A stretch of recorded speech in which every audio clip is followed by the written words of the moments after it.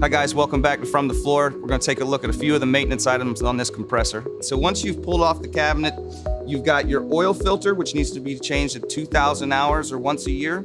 In the back, you have your air filter. That also needs to be changed at every 2,000 hours or once a year.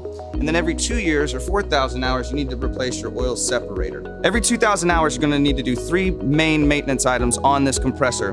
You're going to need to replace the oil, you're going to need to replace the oil filter, and then you'll also need to replace the air filter. Now, like I said, that's every 2,000 hours or approximately once a year.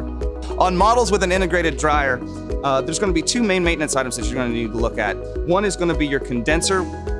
Depending on how dirty your shop is, you may need to clean your condenser a little more frequently than most, but typically about once a month, you'll just need to take a little compressed air and blow out your condenser. Now, the other thing you'll need to look at is once a year, you'll need to either rebuild your auto drain or replace it. So as you've seen, there's a lot of easy maintenance items on this compressor, but if you have any questions, you can always visit us at www.cpcompressors.com or call our 800 number.